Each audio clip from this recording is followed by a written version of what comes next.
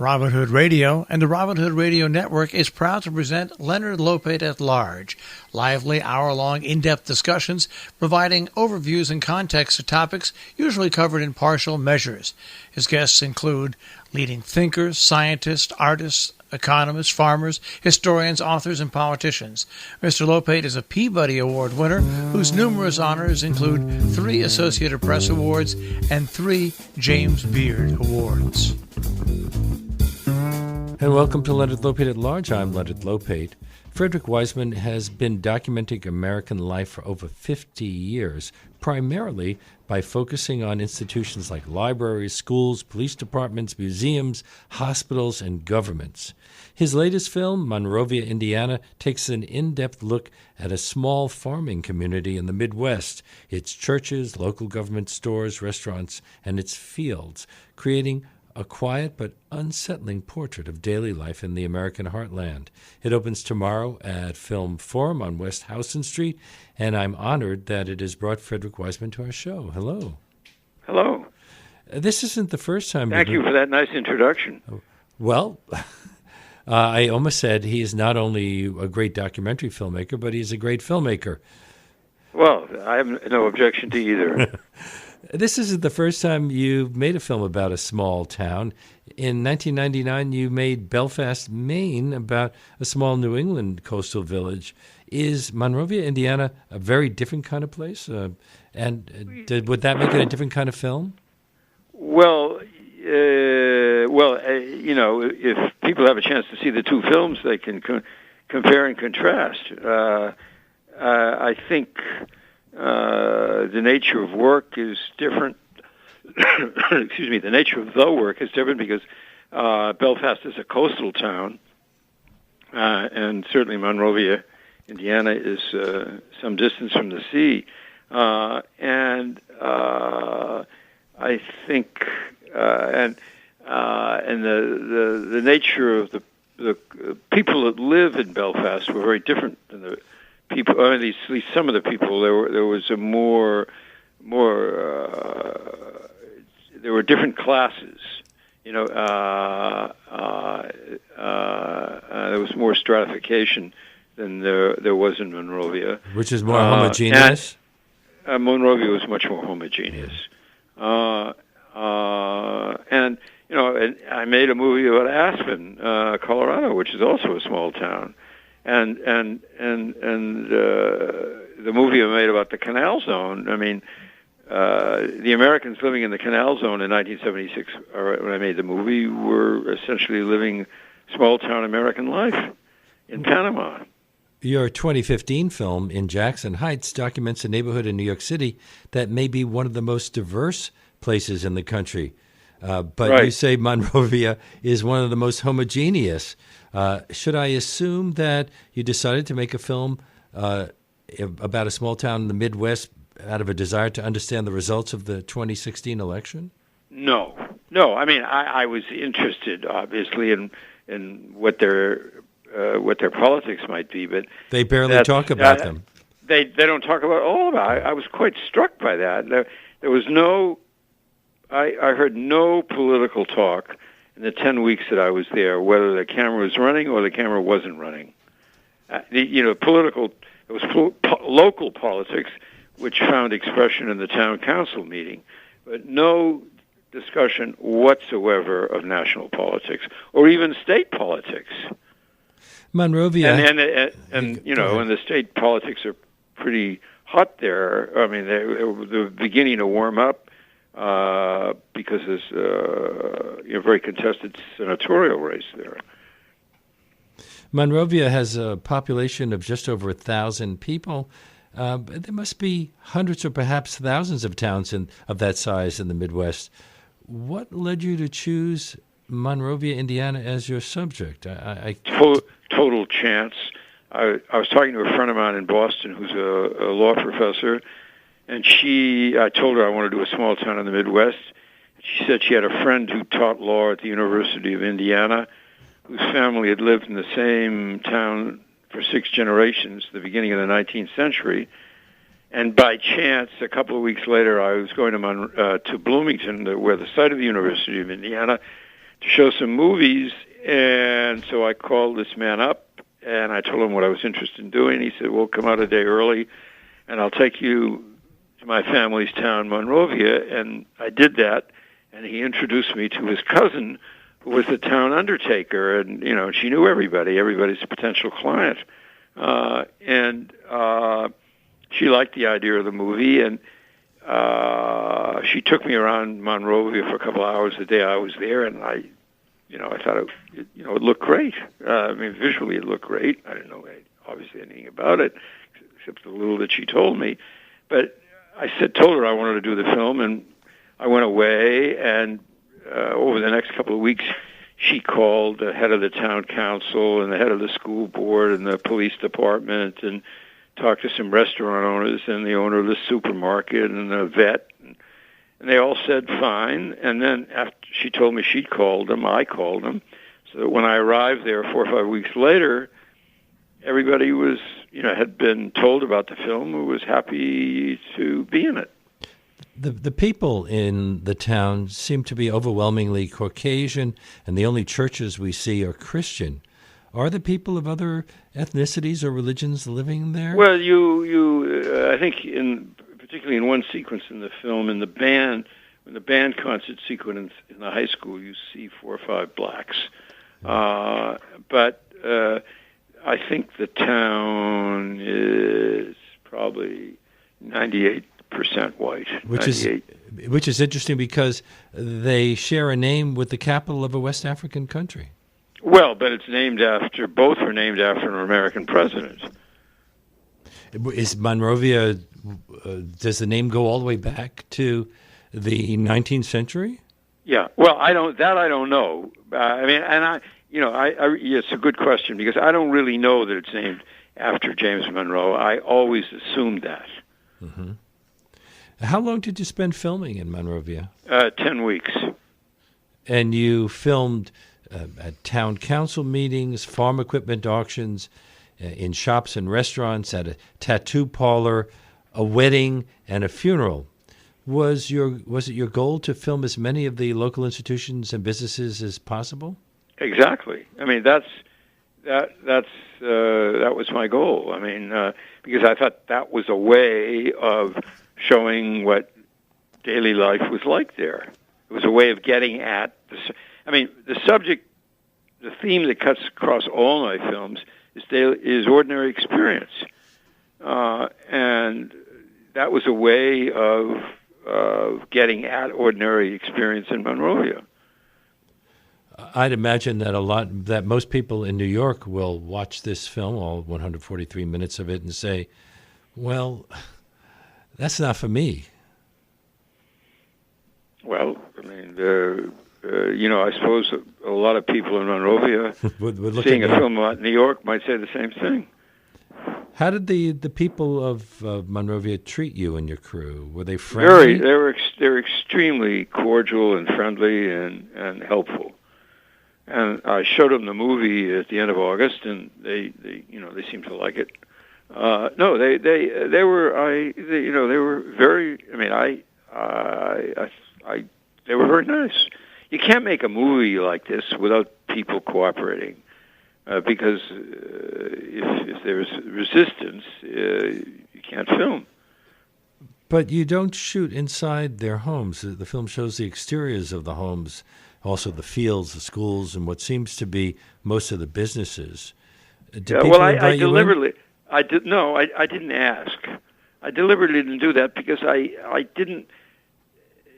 I was concerned that if I went to one home, that it would be seen as representative, and I don't like the idea of that, of something being representative. So I didn't do that. And that's been your policy in pretty much all of your films about areas. I pretty much, with a few exceptions, in Belfast there's some home visits because I was following the visiting nurse. But I wasn't. It wasn't about just daily life in a family, without with no representative of the state present, or the city, the town, or whatever. No, I've always done that. And in public housing, there are a couple of scenes in people's apartments, but there were scenes when somebody from the Public Housing Authority was also there. Do you follow those stories after, for example, all the problems that NYCHA has gone through recently? That who has gone through? NYCHA, the New York City Housing Authority? No. Because there's been a major scandal and heads have rolled. Yeah.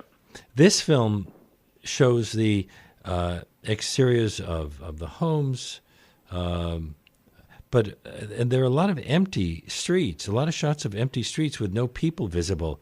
Sometimes feels people like are a ghost working. town. They're out working. They're out working. The shots are all daytime shots, and by and large, people are out working their jobs. Either on the farm or as a carpenter or a plumber or whatever they might be doing. So there isn't much traffic on the street during, there are cars going back and forth, and people dropping in at the restaurants for breakfast or lunch or dinner. But the streets were always, empty during the day. And in fact, there's only one, there's the main street and a couple of side streets off the main street, and that's the town. I mean, that's the downtown, so to speak, and then there are the surrounding areas. But it's not like a big city with a lot of people walking on the sidewalk. But there's lovely... some places there's no sidewalk. There's lovely footage of cornfields, grain silos, pigs being herded, and auctions selling large pieces of farm equipment like combines. Is farming the main economic activity of this area? Yeah. Are we talking about small farms, or is big agribusiness there? Well, it depends what you mean by small farms. I think, they range anywhere from 100 to 500 acres. But this is not an area of agribusiness. No, it's not. As far as I know, there was no agribusiness there at all. The local businesses seem, other than farming, seem to be a cafe, pizza shop, a barber shop, a hair salon, an auto body shop, a supermarket, a gun shop, a liquor store. Just the basics. And grain silos. And then there's a tattoo parlor. Are tattoos popular there? I guess so. Enough to support a tattoo. I don't know what you call somebody does a tattooist. I don't know what you call it. I don't know either, but somebody who does tattoos. Right. And that struck me as surprising in a town that only had 1,000 people. How much business can a tattoo artist do? I don't know. I was only in the parlor once. And we'll talk about and to film, I might say, yes. not because I got a tattoo. Frederick Wiseman's latest film is Monrovia, Indiana, and it opens tomorrow at Film Forum on West Houston Street. This is Leonard Lopate at Large on WBAI New York 99.5 FM. Many of the residents we see are older, like the group of retirees chatting about their health problems in the local cafe. Yeah, actually, a couple of them were retired, but most of them were still active farmers. But the ones that were, the guy that talks about his illness had pretty much retired. But most of them were still pretty active. There was a group of men that started coming in at 6:30 in the morning, in various combinations, showed up till about 10:30 to have coffee or eggs or whatever, breakfast. And they call themselves the Liars Club. And they would sit around and shoot the breeze. And it was a good place to hang out because, as you can see from the film, they talked about their lives and their experience, and they sort of kidded around with each other. So there's a real sense of community in a way that you wouldn't have found in Jackson Heights? Well, I mean, it depends what's meant by a sense of community. In a town of, around 1,000 people, everybody knows everybody else. In Jackson Heights, there are 150,000 people in a very small area. And my guess is that the merchants on, say, 73rd Street in Jackson Heights know each other, but they may not know the merchants on 86th Street. Whereas in Monrovia, there is no 86th Street. There's Where just in one Monrovia, Main Street. there's no. Yeah, that's right. Most of you go ahead. Yeah, no, and because they were, and a lot of them, as I hope is evident from some of the sequences, they've known each other since grammar school. And everybody knows, pretty much everybody else. Do you think that's the appeal of a small town? I don't know. I mean, I don't know enough about small towns in general to talk about, to answer that. Most of the young people are in high school or working at the pizza shop. Is this a place where most of the kids leave after they graduate high school, go to college, and then on to jobs and excitement in big cities? Well, I'm not sure the answer to that question. I think some leave and some stay, and some leave and come back. They come back to work and raise families. Well, or they come work back on a farm, or they work. They continue the family farm, or they work in Indianapolis, which is only about 40 minutes away, and they live in Monrovia, or they work in the family business. Basically I don't know the answer to that question. I think what I've said is generally true, but I'm not, I have no real knowledge of it. Is it your sense that a fair number of them commute to Indianapolis every day to work? Well, I think some of the people who live in that new community called Homestead that it's discussed in the town council meeting commute to work to Indianapolis or to areas around Indianapolis because there's a big superhighway about 5 miles outside of town that goes directly to Indianapolis. In that town council meeting, many of the members expressed a resistance to development and growth. Right. While the others argued that new development will bring younger people into the town. Right. Well, I think that's probably a conflict that exists in a lot of places,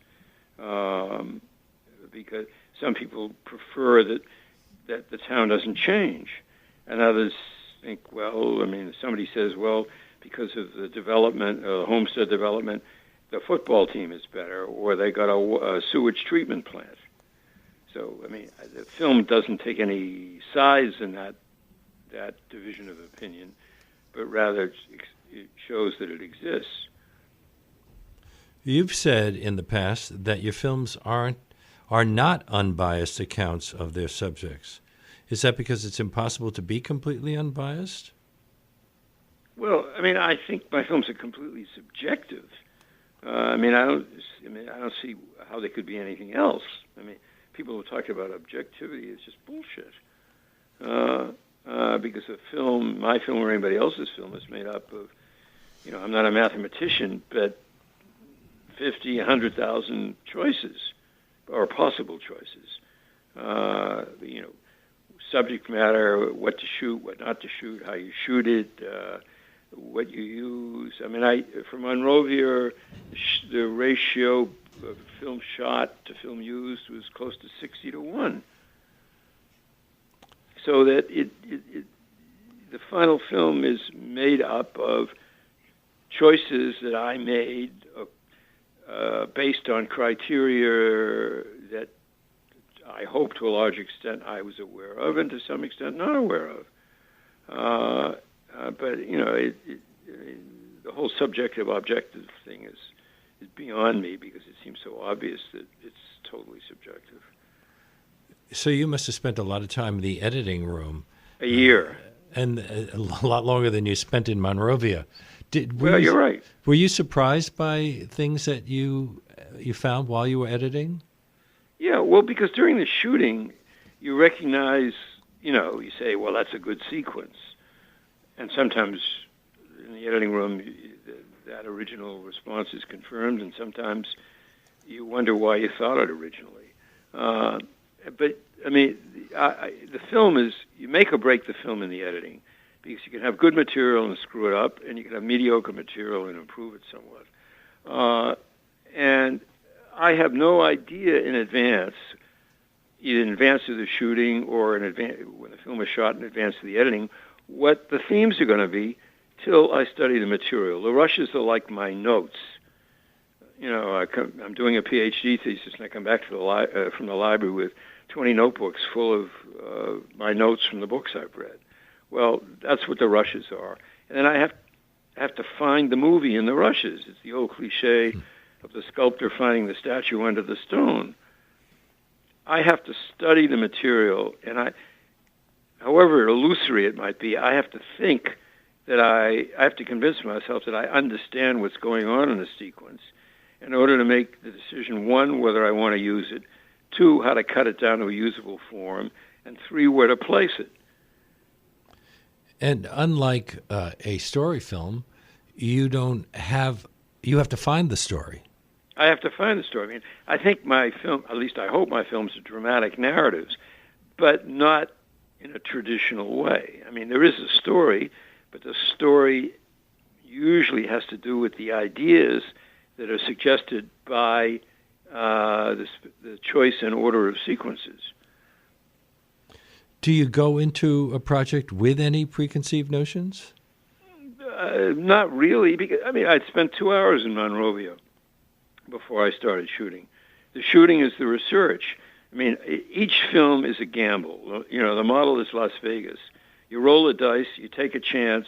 If you hang around long enough, you'll accumulate enough sequences out of which a film could be cut. But I really don't have. I can't really have any idea of the themes because I don't know what I'm going to. I don't know anything about the place, as in the case of Monrovia, which is often the situation. And two, I don't know what I'm going to come across. So it's a combination of luck and judgment, and an attempt to think about the implications of what's been shot. Because unless you have... that's why, for me, it's making these movies is so interesting, because it makes a demand on all my resources, physical, emotional, and intellectual. And if you don't have something dramatic occurring while you're shooting, suddenly the police have to deal with a problem, then you have to find drama in other ways. Well, yeah, but you find drama and you find comedy. I'm not the first to discover that that ordinary experience is filled with sadness, tragedy, comedy, indifference, banality, etc. And part of my job is to recognize those kinds of events when they occur, and get them, get them in the rushes. Are you ever surprised by what you find? Always, because I don't know anything about the place to begin with. I mean, that's part of the fun. That's why it's an adventure. Because before I started Monrovia, I read Winesburg, Ohio when I was in college, and I'd made these other movies about small towns, but every place is different. And the whole point, from as far as I'm concerned, is to try and be open enough to the experience of being there, so that I'm not imposing a preconceived view on the material, but I can respond to what is happening and try and get it for the film. The reason I ask is because if you're shooting something like Titicut Follies, you're going to get a lot of interesting material. But, right. But when you go to a small town, you can't be sure that much is going to happen, or that you're going to like the people, or that... That's right. But that's part of the adventure. That's why it's a roll of the dice. And you're not looking to do any Titicut Follies anymore? Well, no. Anybody who made a film about Bridgewater, which is the prison where the Follies was made, in 1966, would have come... it was a horrible place. Because the staff, both the medical and psychiatric staff was incompetent or practically non-existent, and the guards were well-meaning but totally untrained. And the place offered absolutely no services to either rehabilitate or any way help the inmates. It was basically just a place to dump people and treat them, some of them, quite badly. So that, that's a different subject matter. Some people think that I make expose movies. I don't think I do that. I mean, Connecticut Follies, as I indicated a moment ago, it was such a horrible place. You couldn't make a movie about that without showing how bad it was. But that's not true of a lot of the subjects I've selected. I mean, somebody once said, I think they said it about La Danse, which is a movie I made about the Paris Opera Ballet, that it wasn't, quote, Wiseman-esque, unquote. And what I think that meant was that I wasn't showing poor people being exploited. And even in a movie like Welfare, I mean, the movie shows the wide variety of people who are asking for help from the state through one or another of the various programs that welfare offers.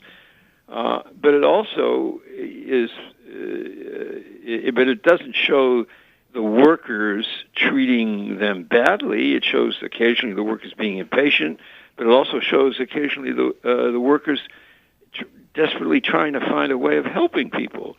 And it raises questions about what the role of the state is in helping people who are clearly incapable of holding jobs and supporting themselves. So it tries to deal with the subject of welfare in a complex, unidimensional way rather than a simple-minded. I mean, I don't know if you ever saw that Ken Loach movie he made a year or two ago about a welfare office in London. Well, it was so simple-minded and so one-dimensional.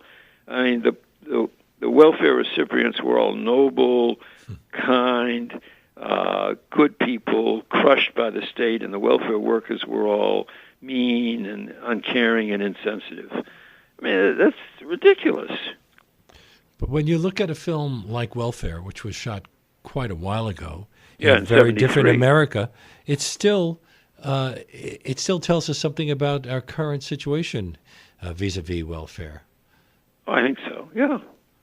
Which is I interesting hope so. because we still haven't resolved some of our issues with things like welfare. Right. I mean, welfare is a vast and complex subject where the state, in its various forms, is spending hundreds of billions of dollars to offer services to people, such a wide variety of services to people. And the people running the welfare have the responsibility to do as well as they can in offering the services and being responsible for the money that the state is making available. So, I mean, I don't know. And so the film, as far as I'm concerned, the film tries to deal with those questions, or at least suggest those questions, not necessarily, in no way resolve them, but to suggest those questions. And from my point of view, it's a complex portrait of a lot of the issues surrounding the demand for and the offer of assistance. And it's not. I mean, I think it's a cheat. It's to do it in a simple-minded way because it's an extraordinarily complex, a whole series of extraordinarily complex questions. Filmmaker Frederick Wiseman, who's been making important documentaries for over 50 years, is my guest today on Leonard Lopate at Large. Frederick Wiseman's latest film is Monrovia, Indiana, and it opens tomorrow at Film Forum on West Howson Street. How many films have you made so far? I think it's 45. Wow. So it's almost one a year, a little under one a Yeah, year. no, I was a little slug-a-bed for a while. But You filmed a long scene for this film in a gun shop, men discussing the merits of various firearms. Is that a place where Monrovia is a place where almost everyone owns guns? I don't know. I mean, whether everyone, I don't know, but a lot of the farmers do. A lot of people, I mean, they hunt. Mm-hmm. And what are they comparing notes about?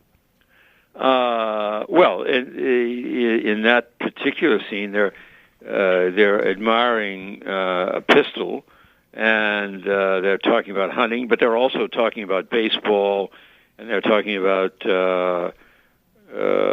how one of their friends is just had his bladder removed, and somebody else is talking about how his wife needs to have the bladder removed, and I mean it's just ordinary chit chat in the context of visiting a gun shop and examining what talking about ammunition and the various weapons that are available for purchase. You said earlier that Donald Trump's name never really was mentioned while you were there. I didn't hear. Not only did I never hear Donald Trump's name, I never heard any mention of politics at all. But there is a shot of a Republican Party booth at the Monrovia Festival. Exactly. You don't have one of a Democratic booth, so I did because I didn't see it. So we're assuming that most of the residents here are Republicans. Is it your sense that politics is something that just isn't talked about, or perhaps not when the cameras are running? Leonard, I have to interrupt because I'm here with Mike to approve an ad that has to run in the paper tomorrow. So can I interrupt for a minute? Is that all right? Okay. Well, while you do, a reminder that this is the next to last day that we're offering the New York Review of Books to our listeners who become members of WBAI, become sustaining members to the tune of $10 a month. 6 months of the New York Review of Books, a publication that has done extensive reviews of Frederick Wiseman's films over the years because he is such an important filmmaker. $10 a month will get you 6 months of what has to be one of the most prestigious literary publications in the world. And we hope that when you do become a member by calling 516-620-3602 or by going to give2wbai.org, that's give and then the number 2 wbai.org, that I'm back. I'm just going to finish this sentence, that your donation is in the name of Leonard Lopate at Large. Okay, well, we were talking about politics, but this is. Do you think people are just discreet about their politics because they? I don't know the answer to that question. I mean, they were discreet because they didn't talk about it. Yes. But I was surprised, but there was not much interest in the external world. It's not just, talk about American politics, but no talk about, what was going on in Europe what people were interested in was family, religion, local sports, issues around work and farming and farm equipment, cars, and that was pretty much it. So they don't have a local newspaper? No. There is a paper in Moorestown, which is about 10, 12 miles away. And then, of course, there's the Indianapolis Star? Yeah, well, Indianapolis has, right.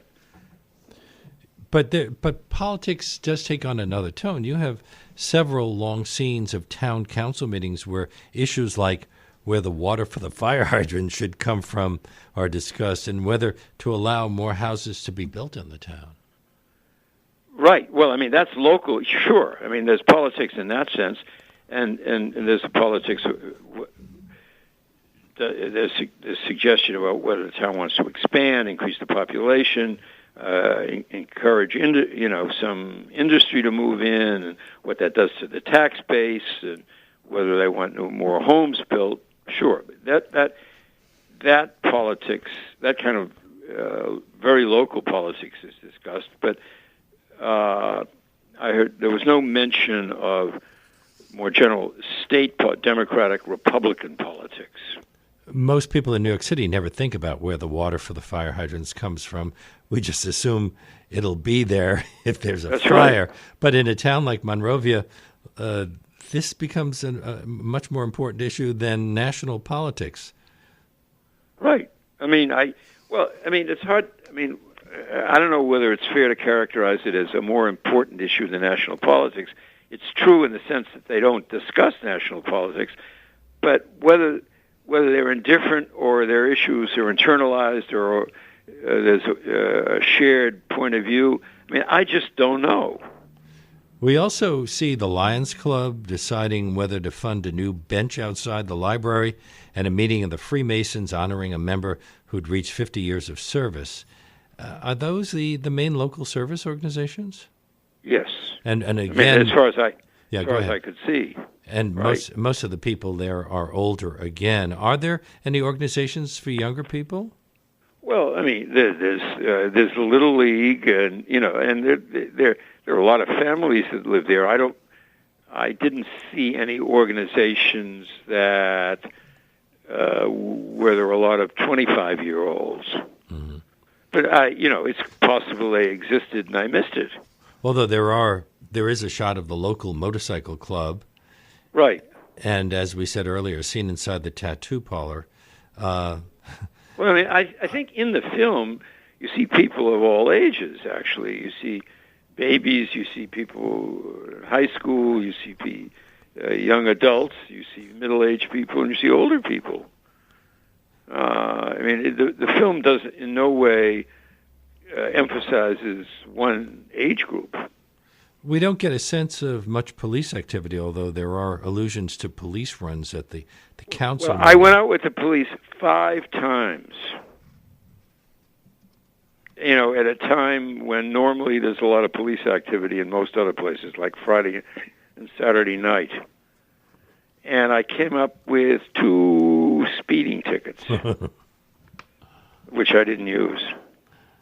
And that was the extent of crime in the town. That was the extent of crime that I came across.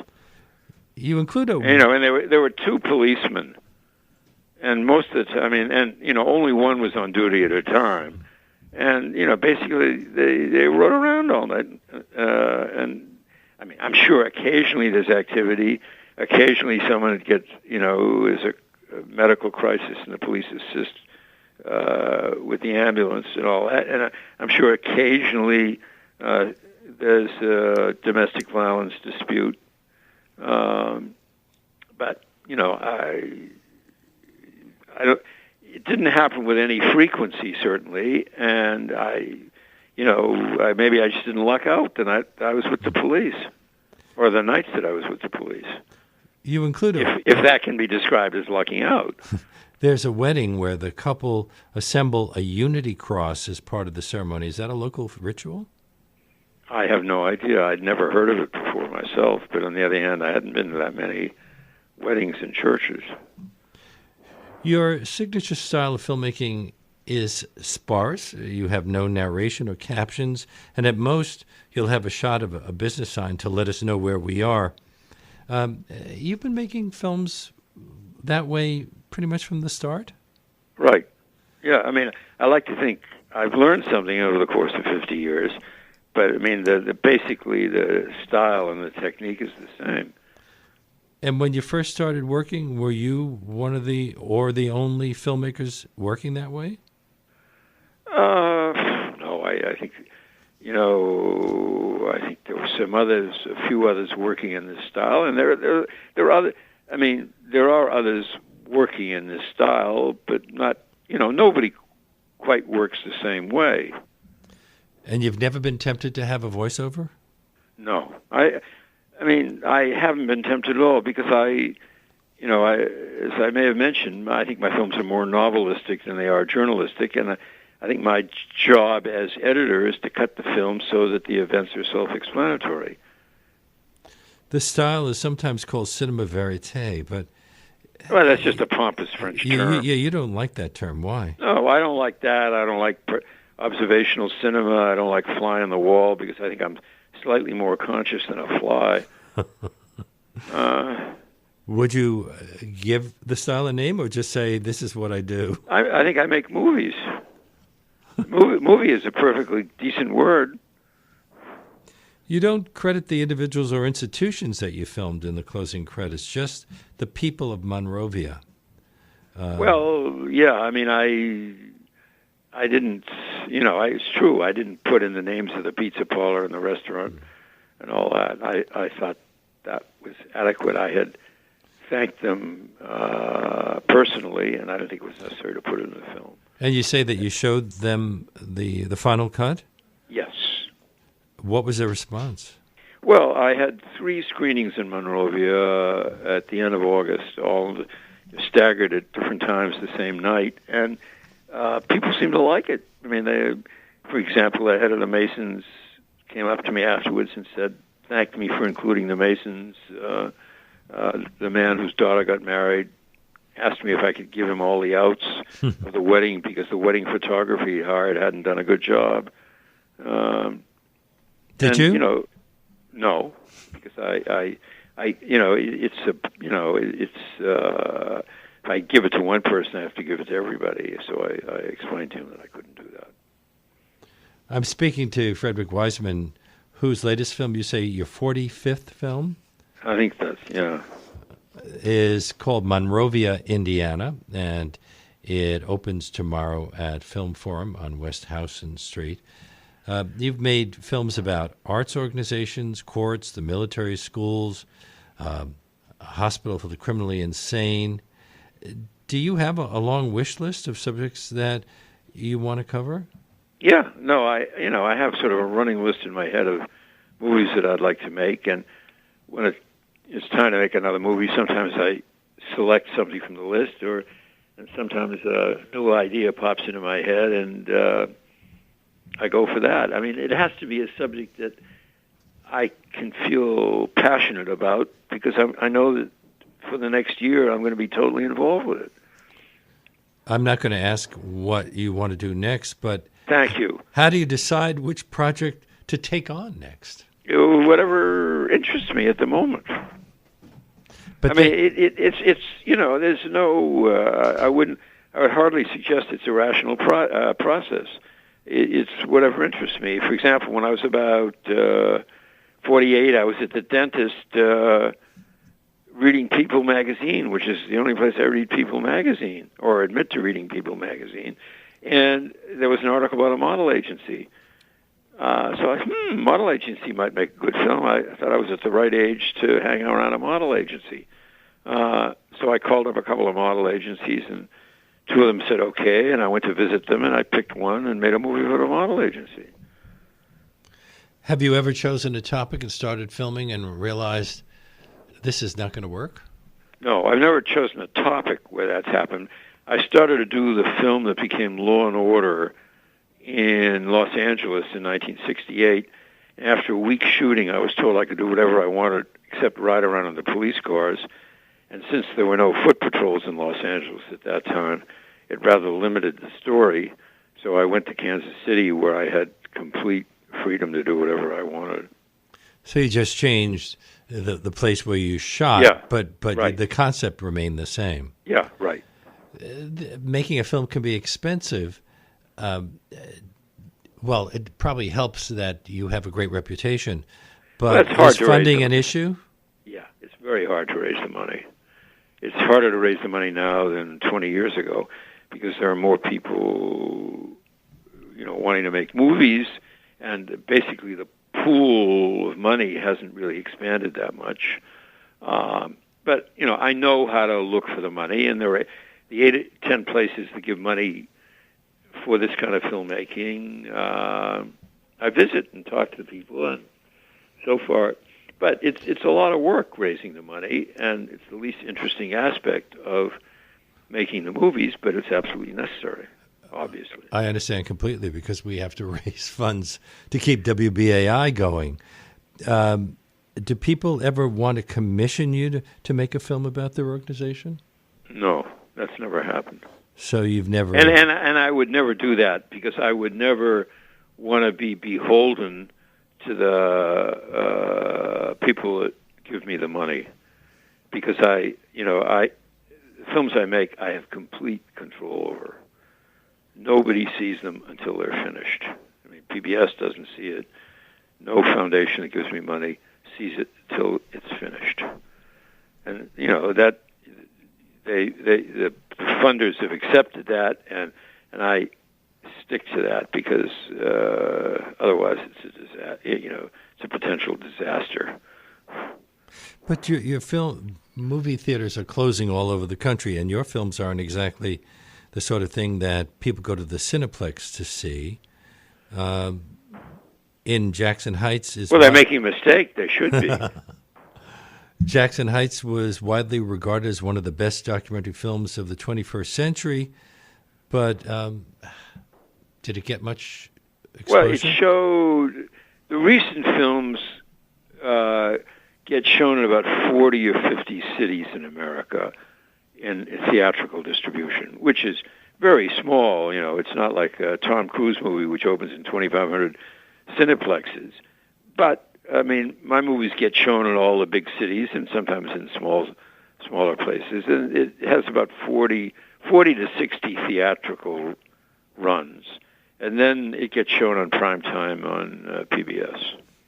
Because TV also used to be a major source of documentaries. All the networks had documentary departments that no longer exist today. I guess most documentaries are either on public television, PBS, or HBO, maybe one or two of the other subscription channels. But that's pretty much it.